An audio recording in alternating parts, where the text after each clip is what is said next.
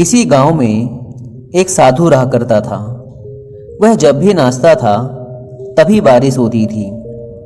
इसलिए गांव के लोगों को जब भी बारिश की ज़रूरत होती तब यह लोग उस साधु के पास जाते और उनसे अनुरोध करते कि वह नाचे। और जब वह नाचने लगते तो बारिश जरूर होती थी। कुछ दिनों बाद 4 लड़के शहर से गांव में घूमने आए। जब उन्हें यह बात पता चली कि किसी साधु के नाचने से बारिश होती है तो उन्हें यकीन नहीं हुआ। शहरी पढ़ाई लिखाई के घमंड में उन्होंने गांव वालों को चुनौती दे दी कि अगर हम भी नाचेंगे तो बारिश होगी, और अगर हमारे नाचने से बारिश नहीं हुई तो साधु के नाचने से भी बारिश नहीं होगी। अगले दिन सुबह सुबह गांव वाले उन 4 लड़कों को लेकर साधु के कुटिया के पास पहुंचे।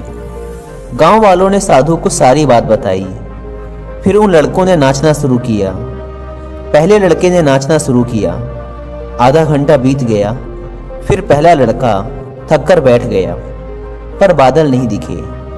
कुछ देर बाद दूसरे लड़के ने नाचना शुरू किया और 1 घंटे बीतते बीतते वह भी थककर बैठ गया। बाकी दोनों लड़कों ने भी ऐसा ही किया, पर बारिश नहीं हुई। अब साधु की बारी थी। उसने नाचना शुरू किया।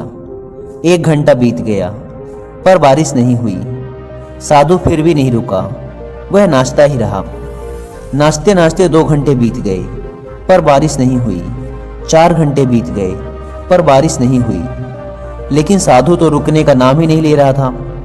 धीरे धीरे शाम ढलने लगी कि तभी बादलों की गड़गड़ाहट सुनाई दी और थोड़ी देर बाद जोरों की बारिश होने लगी।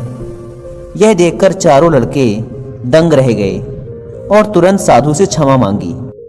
फिर 4 लड़कों ने साधु से पूछा, बाबा, भला ऐसा क्यों कि हमारे नाचने से बारिश नहीं हुई और आपके नाचने से बारिश हो गई? साधु ने उत्तर दिया, जब मैं नाचता हूँ तो 2 बातों का ध्यान रखता हूँ।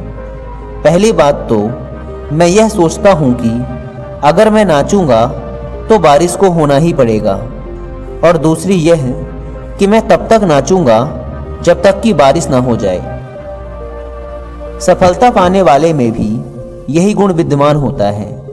वे जिस काम को भी करते हैं उसमें उन्हें सफल होने का पूरा भरोसा होता है, और वह तब तक उस काम को करते हैं जब तक कि उसमें सफल ना हो जाएं। इसलिए अगर हमें सफलता हासिल करनी है तो इस साधु की तरह ही अपने लक्ष्य को प्राप्त करना होगा।